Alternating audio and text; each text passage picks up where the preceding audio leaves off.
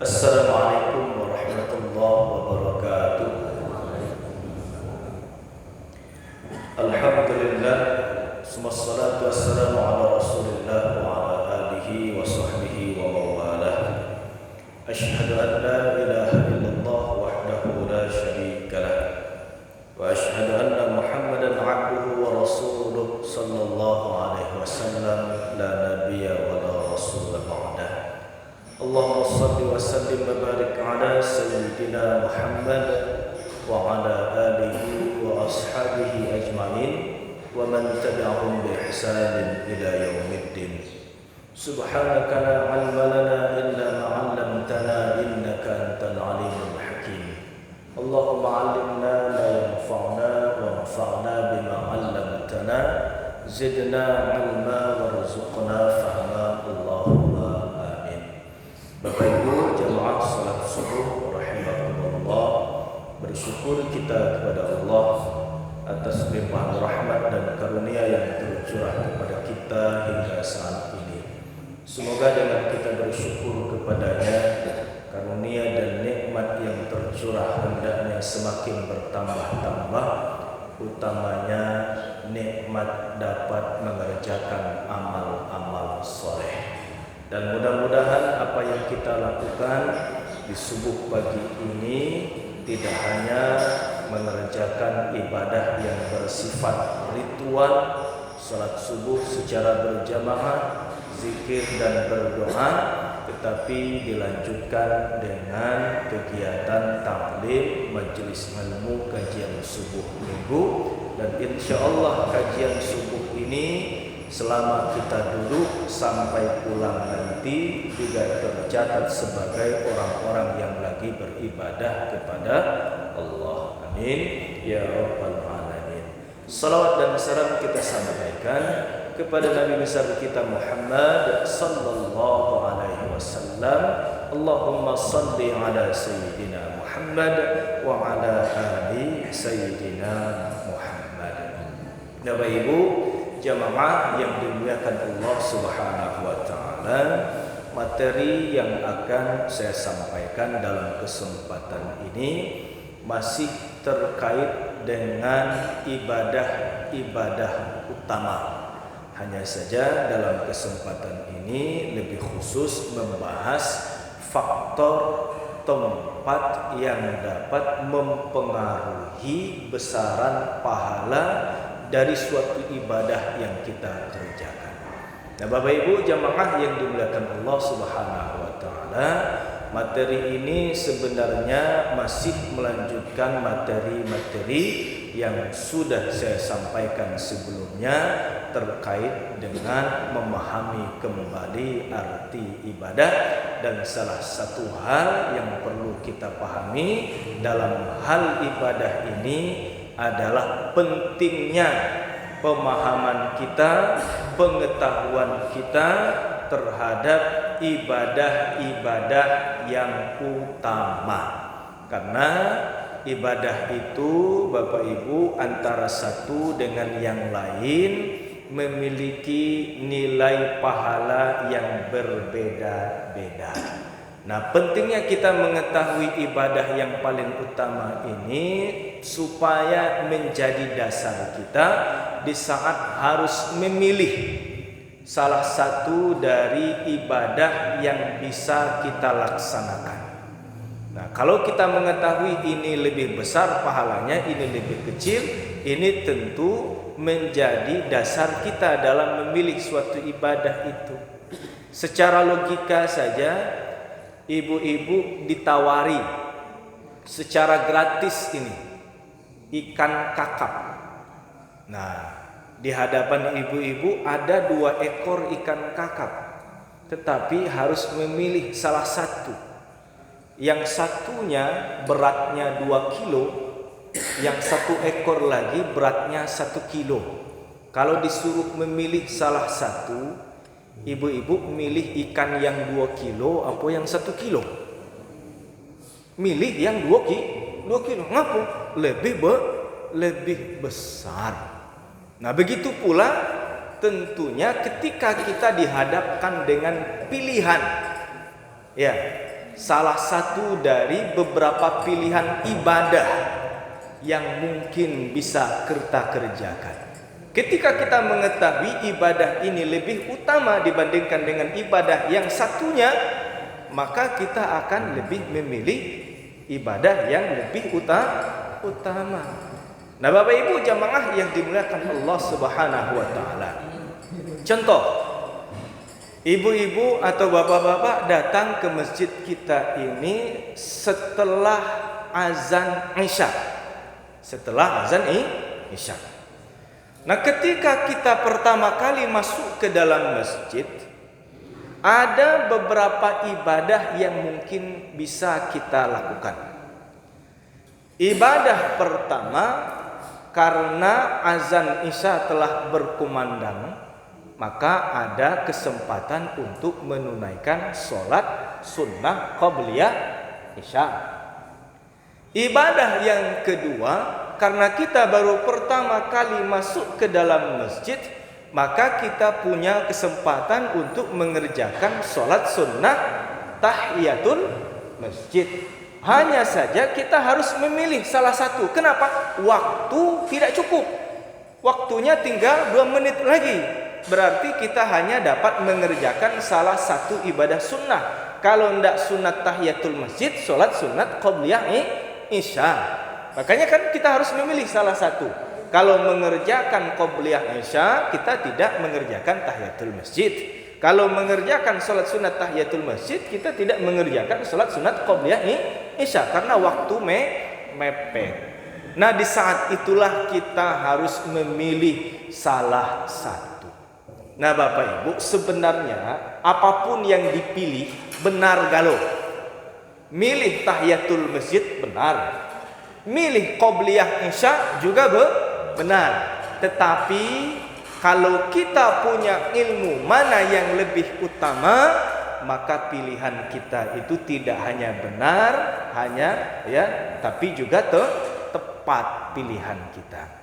Nah, Bapak Ibu jamaah yang dimuliakan Allah Subhanahu wa taala, ketika kita ingin memilih, kita harus lihat dulu masing-masing dari 2 ibadah yang harus kita pilih tadi.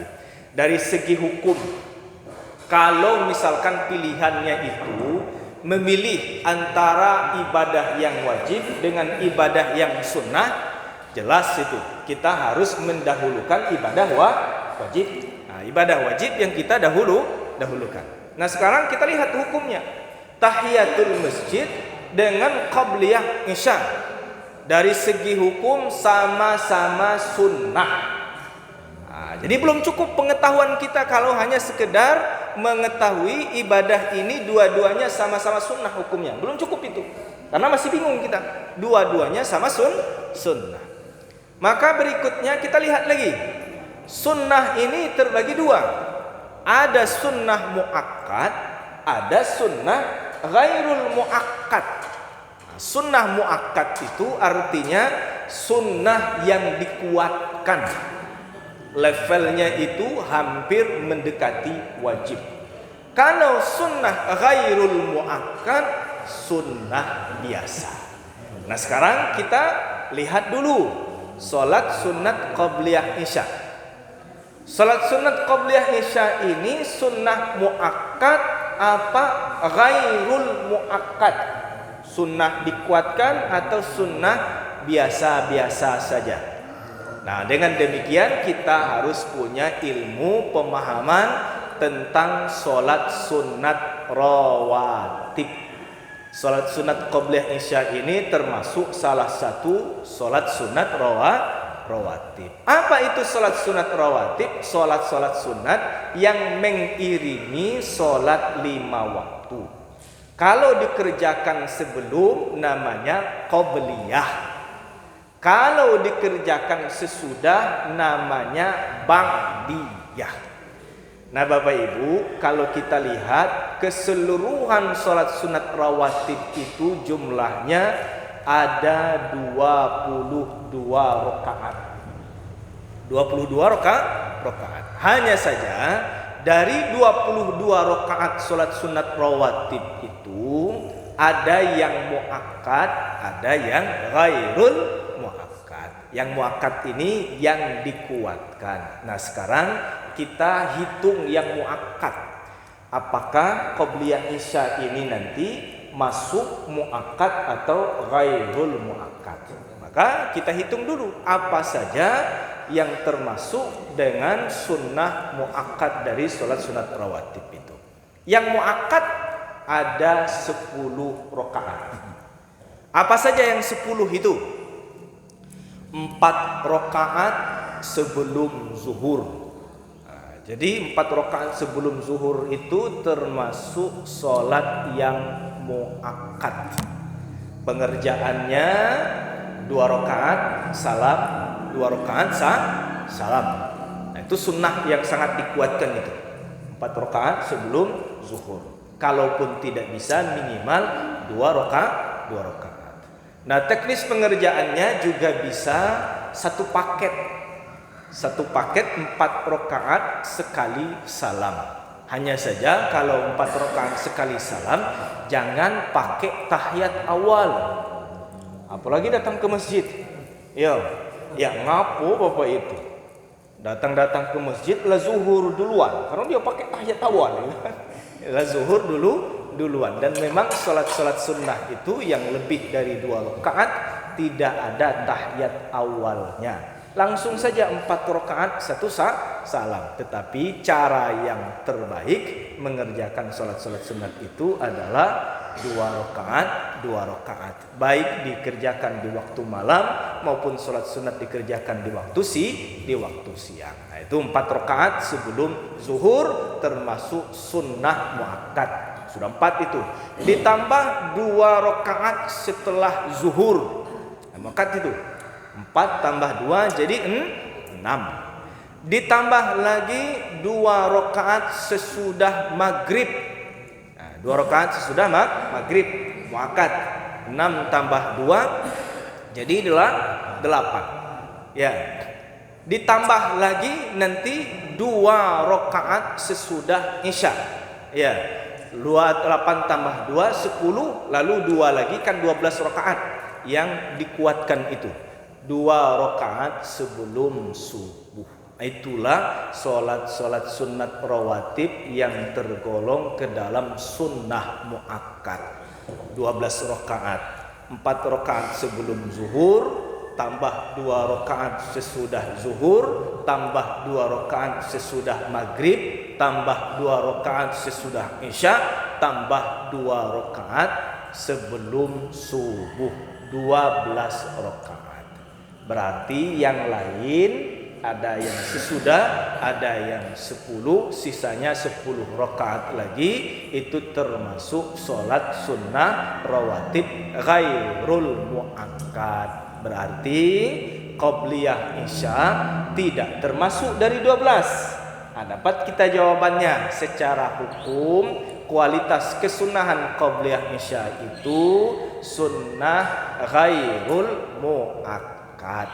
Sekarang kita kan ingin milih ya at-tahiyatul masjid atau qobliyah isya. Qobliyah isya sudah tahu sunnahnya ghairul muakkad. Bagaimana dengan sholat sunat tahiyatul masjid? Nah, sholat sunat tahiyatul masjid ini masuk kategori muakkad apa? Ghairul muakkad. Nah, ternyata Bapak Ibu, sholat sunat tahiyatul masjid adalah salah satu sholat sunnah yang sangat ditekankan oleh Rasulullah Sallallahu Alaihi Wasallam. Dan bahkan Rasul mengingatkan, jangan kalian duduk ketika masuk masjid sebelum mengerjakan sholat 2 rakaat. Ya, kita tidak boleh duduk dulu. Kapanpun masuk masjid itu. Termasuk misalkan ibu-ibu. Ini saya sering perhatikan ibu-ibu kalau mengikuti majelis taklim hari Jumat itu, karena datangnya setelah selesai sholat zuhur, menganggap sholat sunat tahiyatul masjid itu dikerjakan pas masuk masjid mau mengerjakan sholat 5 waktu saja. Karena sholat zuhur sudah dikerjakan di rumah, pas bapak-bapak sholat Jumat, pas masuk ke dalam masjid mengikuti acara majelis taklim tadi, banyak yang tidak sholat sunat tahiyatul masjid. Rugi, walaupun tidak berdosa, kan namanya sunnah. Tapi rugi karena kita dilarang duduk ya ketika masuk masjid sebelum sholat sunat dua rakaat. Sehingga ulama mengklasifikasi sunnah tahiyatul masjid itu tergolong ke dalam sunnah muakkad. Nah, jadi sudah dapat perbandingannya. Tahiyatul masjid sunnah muakkad, qobliyah isya sunnah ghairul muakkad. Kita harus milih salah satu. Maka dengan ilmu kita ibadah ini lebih utama dibandingkan dengan ibadah itu, maka pilihan kita tidak hanya benar tapi tepat. Nah, itu gunanya pemahaman, pengetahuan, mengetahui ibadah-ibadah utama. Nah, pilihannya akan berbeda kalau dihadapkan dengan sholat subuh misalkan. Kasusnya sama. Kita datang ke masjid setelah azan datang, azan berkumandang. Kita harus memilih antara salah satu dari dua sholat yang bisa kita kerjakan. Tahiyatul masjid atau qobliyah subuh atau sholat sunat fajar. Sama itu. Qobliyah subuh dengan sunat fajar itu sama. Ya, beda nama, amalannya satu. Qobliyah subuh atau sholat sunat fajar. Nah, kita harus memilih. Kita datangnya telat. Waktu tinggal 2 menit lagi. Berarti kita hanya bisa mengerjakan 2 rakaat sholat. Tahiyatul masjid apa qobliyah subuh. Kalau tahiyatul masjid berbanding dengan berlawan dengan qobliyah isya, kita akan memilih tahiyatul masjid karena tahiyatul masjid muakkad, qobliyah isya ghairul muakkad. Bagaimana dengan qobliyah subuh dengan tahiyatul masjid? Lihat dari segi hukum. Ya, tahiyatul masjid muakkad. Qobliyah subuh tadi masuk muakkad atau bukan? Ternyata dia termasuk dari 12. Ini sama-sama ini.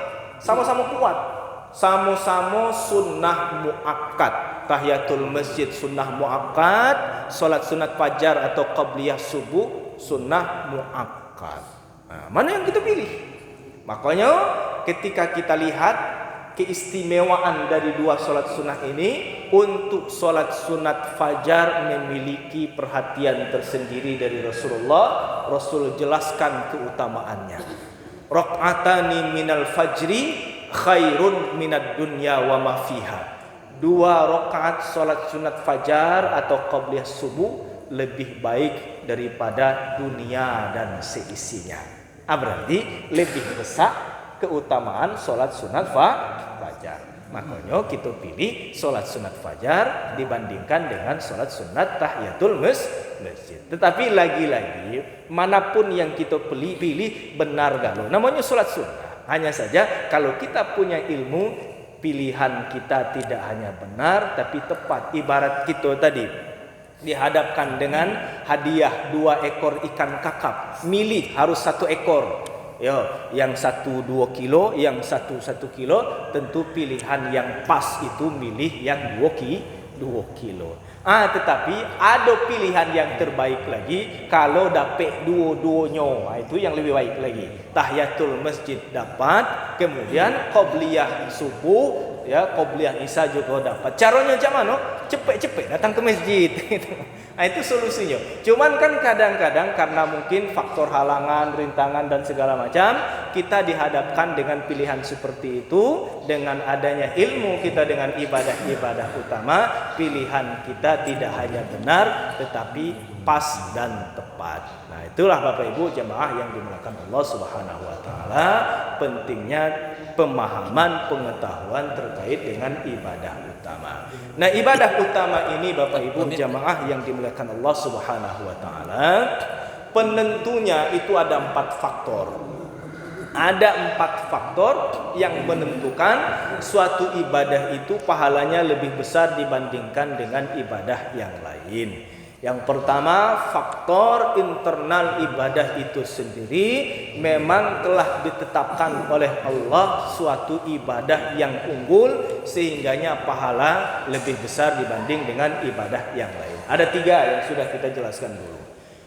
Datang Ibnu Mas'ud bertanya kepada Rasulullah SAW tentang ibadah yang afdol, ibadah yang utama. Kemudian Rasul menjawab ada 3. 1, as-salatu ala waqtiha, salat di awal waktu. Ini sudah kita jelaskan itu. Yang kedua, birrul walidaini, berbakti kepada kedua orang tua.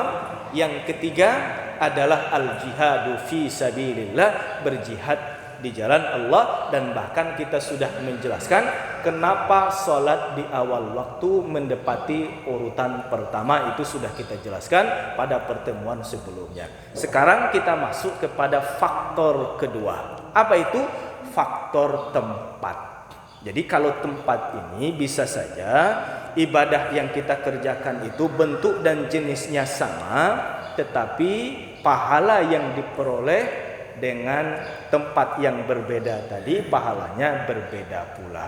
Bahkan perbedaannya bisa saja antara bumi dan langit itu, karena pengaruh tempat. Nah Bapak Ibu jamaah yang dimuliakan Allah Subhanahu wa taala, tentu tempat yang dapat mempengaruhi besaran pahala dari suatu ibadah yang kita kerjakan bukan sembarang tempat.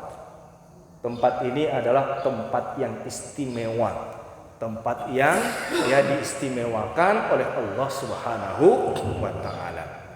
Nah, kalau kita merujuk ke dalam hadis Rasulullah sallallahu alaihi wasallam berkenaan dengan tempat yang diciptakan oleh Allah di bumi ini, memang Allah menjadikan bumi sebagai tempat tinggal sementara umat manusia untuk hidup di dunia ini.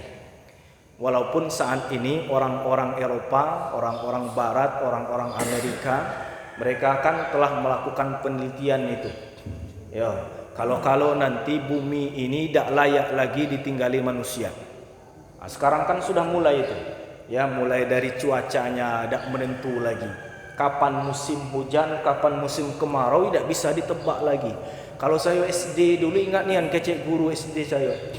Kalau ujung bulan itu R. Nah, ini kan ujung dari ember, berarti musim penghujan.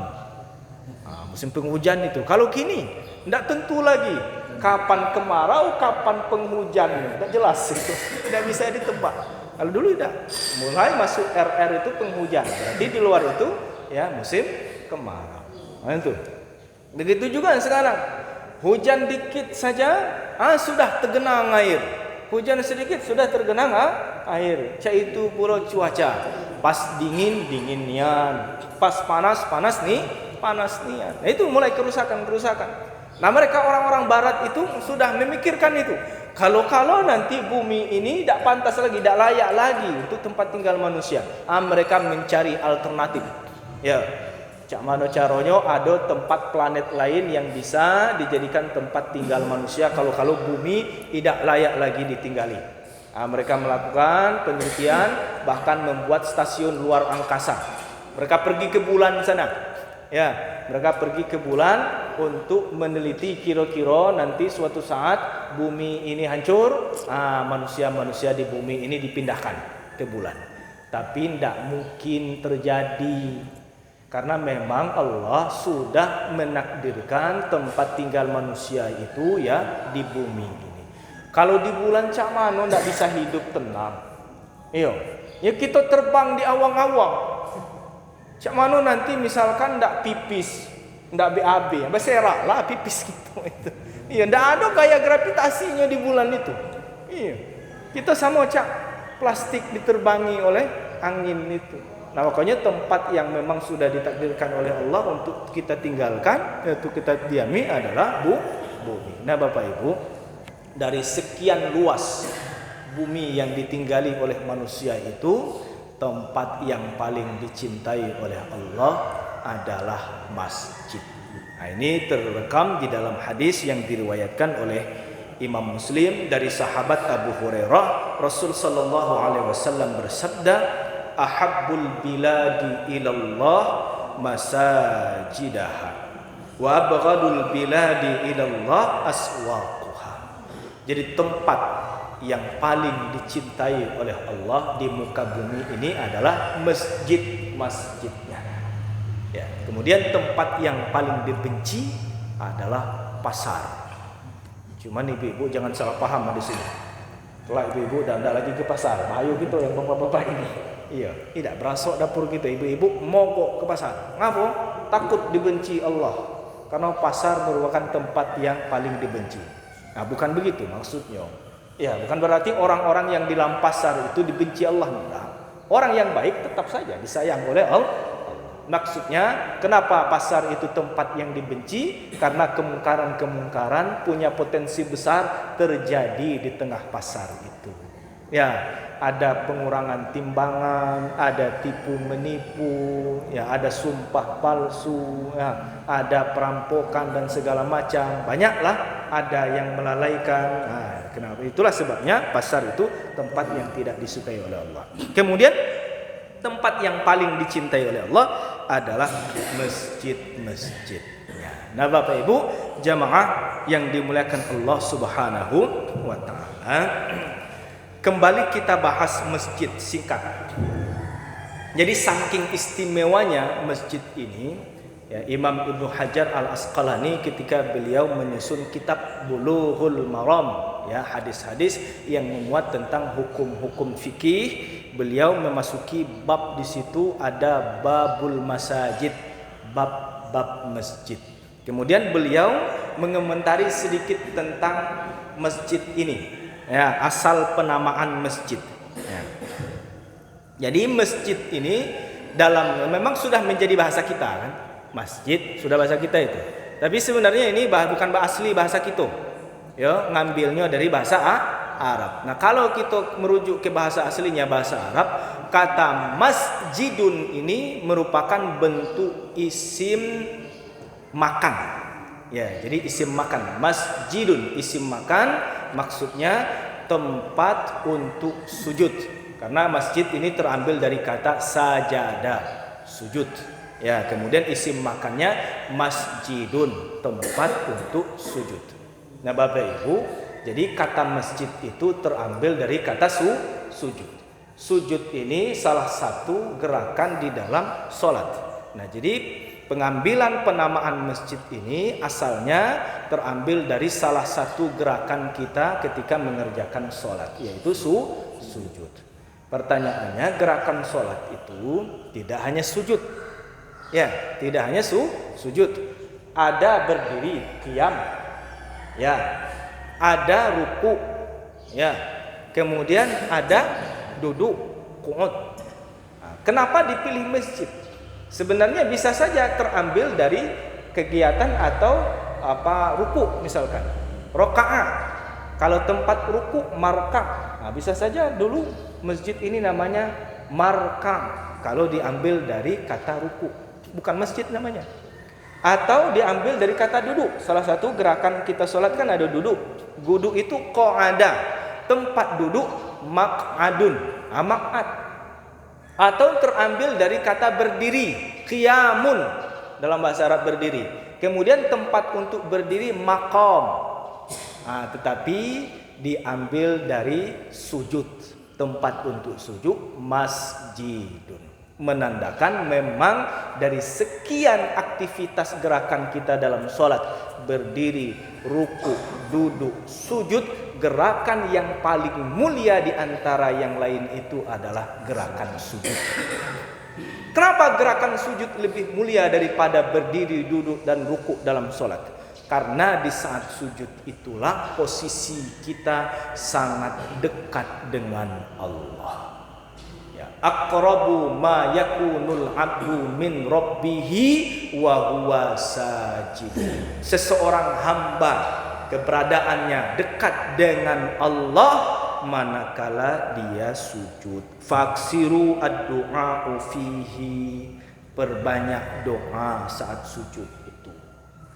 Nah, Bapak Ibu jamaah yang dimuliakan Allah Subhanahu wa taala, memang di dalam kita salat, ya, bacaan tasbih yang kita baca itu kan yang umumnya sudah hafal itu subhana rabbiyal a'la wa bihamdi. Nah, memang selama ini itu saja. Dan itu pun terbatas kita ini. Bacaan kita kan 3. Kalau Nabi itu ukuran lama sujud, kan pernah sahabat ditanya, kira-kira berapa lama standar sujud Nabi itu? Kalau standar sujud kita kan 3 kali membaca subhana rabbiyal a'la wa bihamdi, subhana rabbiyal a'la wa bihamdi, subhana rabbiyal a'la wa bihamdi, Allahu akbar. Itu standar sujud kita. Nabi lamanya sujud beliau kalau diukur dengan bacaan tasbih tadi sekira bacaan 20 kali tasbih. Nah, itu standarnya itu. 20 kali tasbih lamanya. Tapi nanti Pak Imam di sini jangan dipraktekkan itu.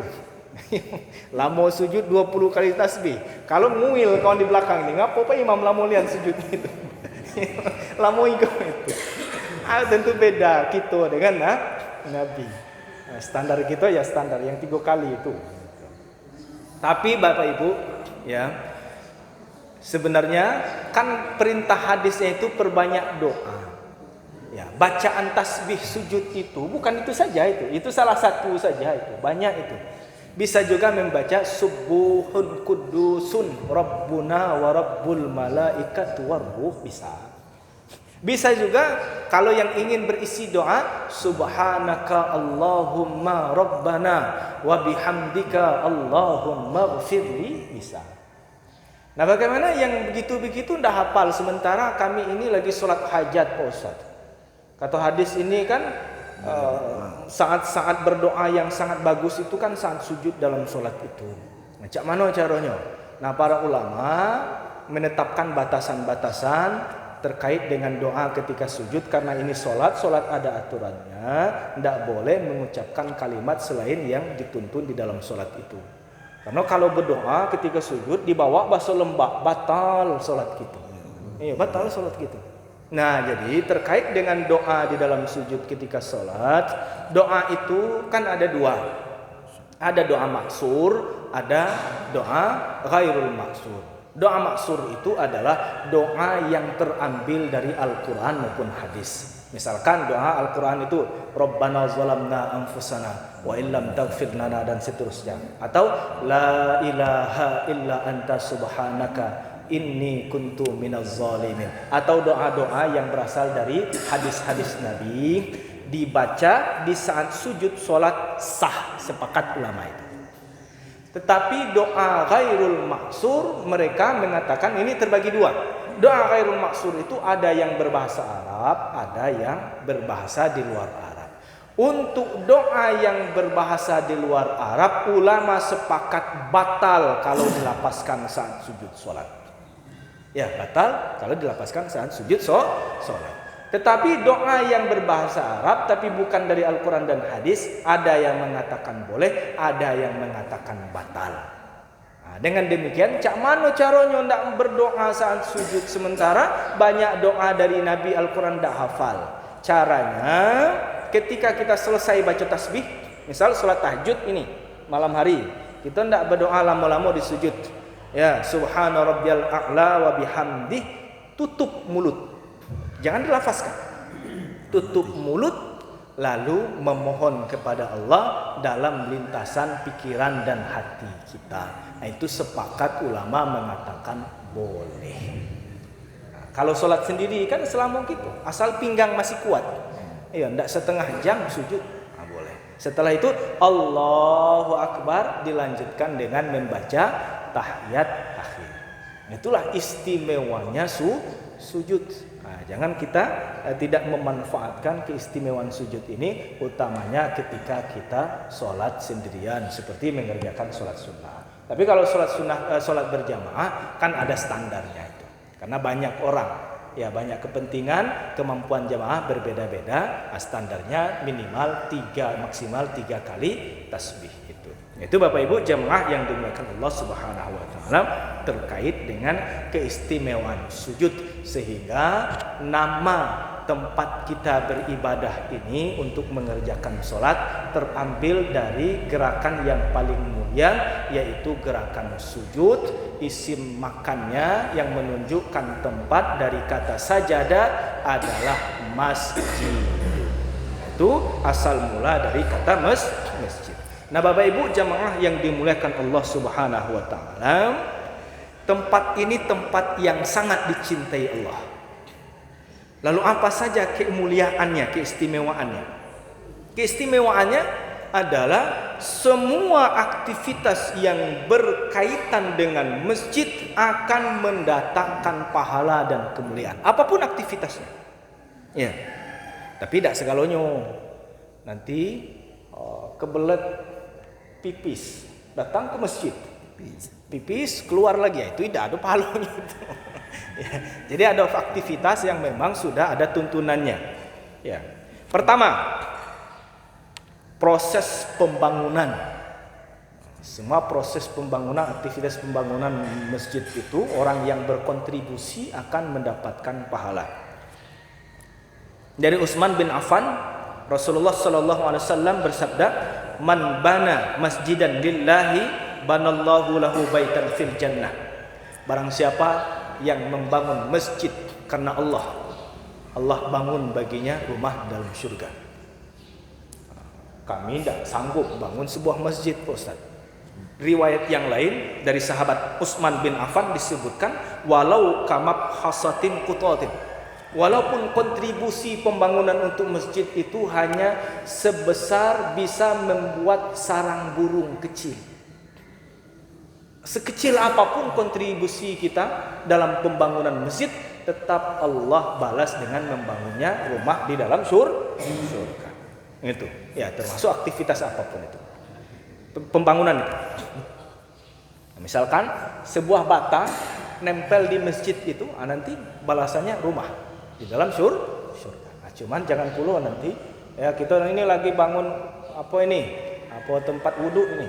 Nah, kecil Ustaz walaupun kecil, ya dibawalah sekantong plastik. Apa itu infak untuk masjid? Apa isinya? Pasir. Pasir sekantong plastik. Memang sudah berpahala itu. Kalau nempel pasir yang sekantong plastik yang Bapak Ibu bawa itu sudah pahala. Dan bahkan nanti disediakan rumah dalam surga. Cuma tidak tahu nanti rumah dalam surga sebesar apa kalau sekantong pasir itu.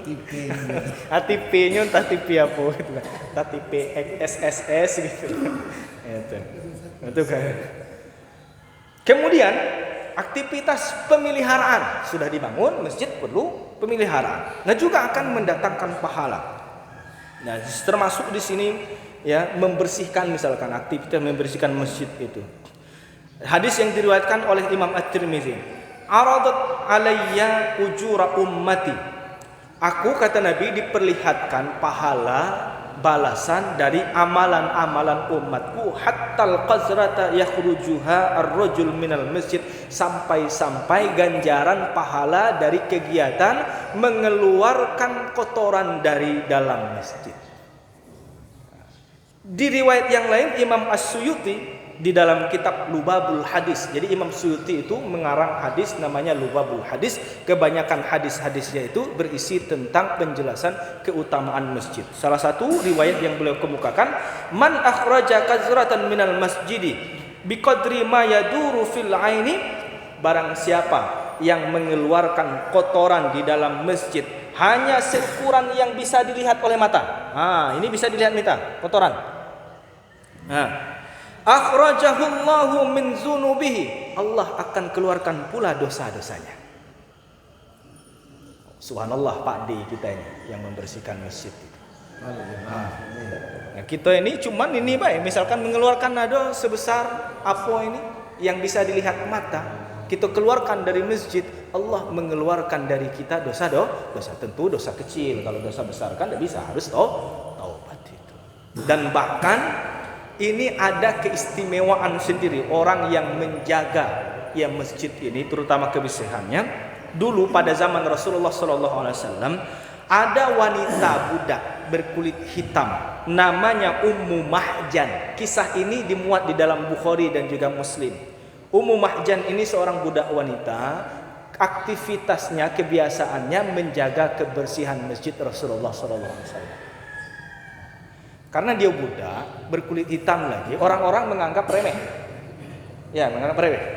Nah, suatu ketika Ummu Mahjan ini meninggal.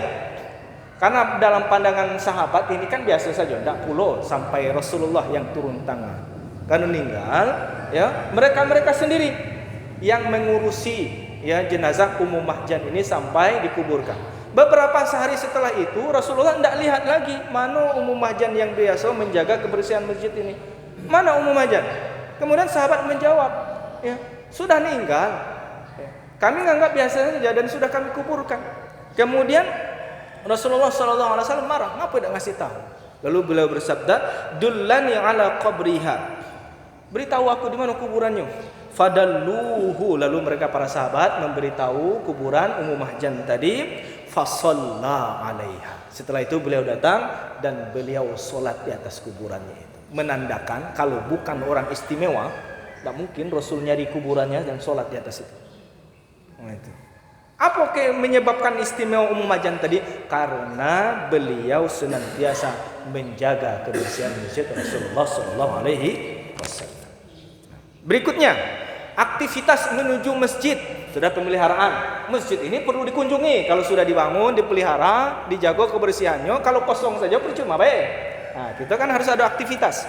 Nah, aktivitas perjalanan menuju masjid saja, kalau kita bersuci di rumah, berwudu dengan wudu biasa, kemudian datang ke masjid untuk menunaikan salah satu fardu dari 5 waktu, kata Rasulullah sallallahu alaihi wasallam, kanat khutuwatahu ahaduhuma takhuttu khati'atan wal ukhra tarfa'u darajah. Jadi langkah-langkahnya itu salah satunya menggugurkan dosa, langkah yang keduanya itu mengangkat derajat atau dicatat sebagai salah satu pahala.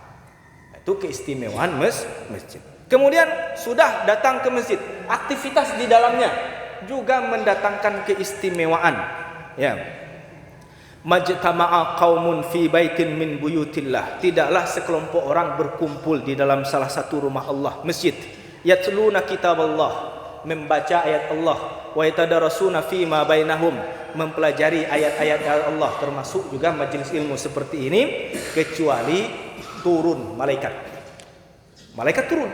Kemudian mereka diliputi rahmat, kemudian mereka dikasih kasih sayang, dan istimewanya lagi wa dzakarallahu fima indahu. Nama mereka satu-satu disebut Allah. Di mana? Di atas, di hadapan para malaikat. Itulah keistimewaan masjid, tempat yang sangat istimewa, dan tempat inilah nantinya yang akan mendongkrak besaran pahala dari suatu ibadah kita. Puncaknya ada 3 masjid yang disebutkan oleh Nabi. Masjidil Aqsa, kelipatannya 500. Masjid Nabawi, kelipatan ibadahnya 1000. Masjidil Haram, kelipatan besaran pahalanya 100.000. Nah, kita kan tidak mungkin tiap saat ke situ. Mungkin ada di antara kita yang memang ditakdirkan Allah tidak bisa sampai ke situ. Tapi ada tempat masjid yang lain. Masjid yang ada di sekitaran kita, kalau tiap hari kita kunjungi, bisa saja mengalahkan pahala orang yang umroh, orang yang haji. Orang yang umroh kan cuman mungkin sekali seumur hidupnya. Sudah umroh, tidak datang lagi ke masjid. Nah, itu kan salah pula itu.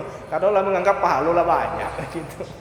Bisa dikalahkan oleh orang-orang yang tidak pernah umroh tapi tidak pernah tinggal dia mendatangi masjid semasa hidupnya. Karena masjid dapat membesarkan, menjual tinggi pahala kita di sisi Allah Subhanahu wa taala. Bapak Ibu jamaah yang dimuliakan Allah Subhanahu wa taala, demikian yang dapat disampaikan dalam kesempatan ini. Sudah selesai faktor yang kedua, faktor tempat. Tinggal 2 lagi itu, faktor waktu, kemudian cara kita mengerjakan suatu ibadah itu. Insya Allah kalau dipanjangkan umur, kita akan lanjutkan pembahasan di pertemuan berikutnya. Mudah-mudahan bermanfaat agar majelis ini mendapatkan berkah dari Allah. Sama-sama kita tutup dengan membaca doa kafaratul majlis.